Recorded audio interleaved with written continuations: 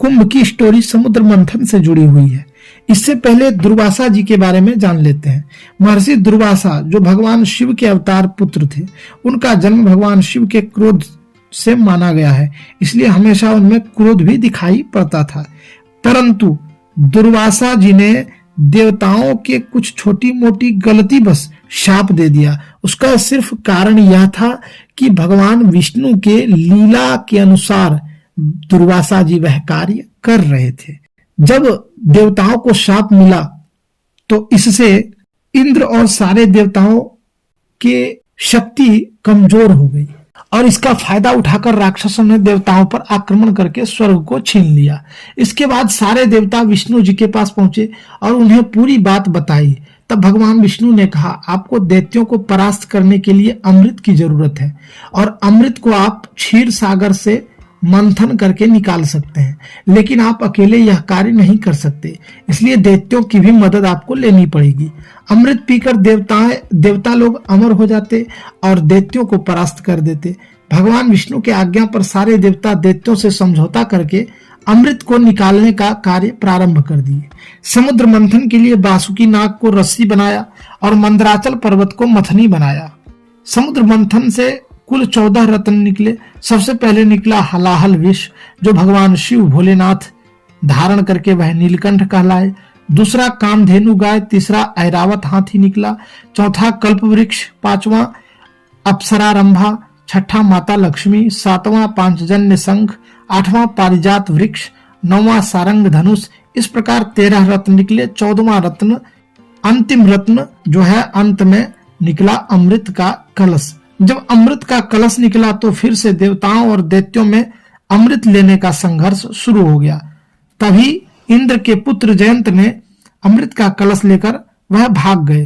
तब राक्षस सभी जयंत के पीछे दौड़े और इसी छीना छोड़ और जद्दोजहद झपटा झपटी में अमृत की कुछ बूंदें पृथ्वी पर 4 स्थानों पर गिरी और यह जगह थी त्रिवेणी संगम, प्रयागराज, हरिद्वार, हर की पौड़ी, क्षिप्रा नदी उज्जैन, गोदावरी नदी नासिक। इसलिए इन स्थानों को महापवित्र माना गया है। और जहां कुंभ मेला लगता है हर 12 साल में ये लगता है, क्योंकि देवताओं और राक्षसों का युद्ध कुल 12 दिन चली थी और 12 दिन लग गए जयंत को अमृत लेकर स्वर्ग पहुंचने में। इसलिए कुंभ भी 12 होते हैं, 4 कुंभ धरती पर और 8 देवलोक में। देवताओं का एक दिन पृथ्वी के 1 साल के बराबर होता है, इसलिए कुंभ मेला भी हर 12 साल में मनाया जाता है। हर 3 साल में इन चारों जगहों पर कुंभ मेले का आयोजन होता है। कुंभ मेला 4 प्रकार का होता है। कुंभ मेला एक होता है, अर्ध कुंभ, एक पूर्ण कुंभ, एक कुंभ और एक महाकुंभ। यह 4 होता है। कुंभ माने कुंभ 4 जगहों पर मनाया जाता है, प्रयागराज, उज्जैन, नासिक और हरिद्वार। यह चारों जगहों पर हर 12 साल में लगता है। चारों जगहों पर बारी बारी से वह स्थान चुना जाता है। इसके बाद अर्ध कुंभ, इसे कुंभ मेले का आधा चक्र मानते हैं। यह हर 6 साल में मनाया जाता है।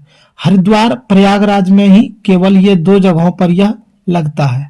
पूर्ण कुंभ तीसरा है। पूर्ण कुंभ यह 12 साल बाद मनाया जाने वाला प्रयागराज कुंभ मेले को ही पूर्ण कुंभ मेला कहा जाता है। यानी पूर्ण कुंभ केवल संगम तट पर यानी प्रयागराज में ही लगता है। महाकुंभ जो हर 144 साल बाद मेला लगता है उसे कहते हैं महाकुंभ। और यह कुंभ मेला पूर्ण कुंभ है।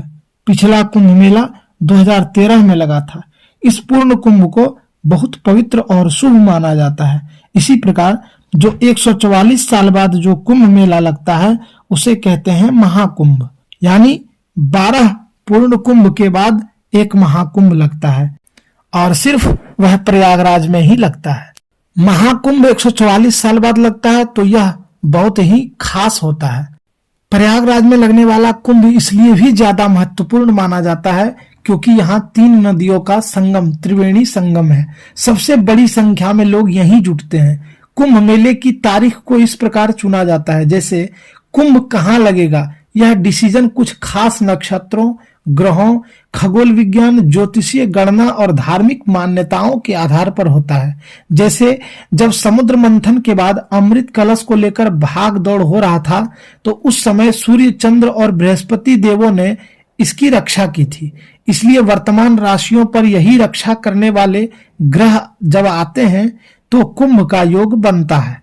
यानी जिस साल जिस राशि पर सूर्य, चंद्रमा और बृहस्पति का संयोग होता हो, उसी वर्ष उसी राशि के योग में जिस स्थान पर अमृत बूंद गिरी थी, वहां वहां कुंभ मेला लगता है। और यह योग 12 साल में बनता है, हर 12 साल में। विष्णु पुराण में श्लोक है जो कि यह ज्योतिषीय योग के बारे में बताते हैं। जैसे श्लोक इस प्रकार है कि करके गुरुस तथा भानुस चंद्र क्षये तथा गोदावर्या तथा कुंभो जायते ध्वनि मंडले। यह जो है पहला यानी नासिक को दर्शाता है। और यह इसका अर्थ इस प्रकार है कि सूर्य सिंह राशि और बृहस्पति सिंह या कर्क राशि में होती है तब कुंभ मेला नासिक में लगता है। और दूसरा है मेष राशि गते सूर्य सिंह राशिया बृहस्पति अवंतिकायाम भवे कुंभ सदा मुक्ति प्रदायक।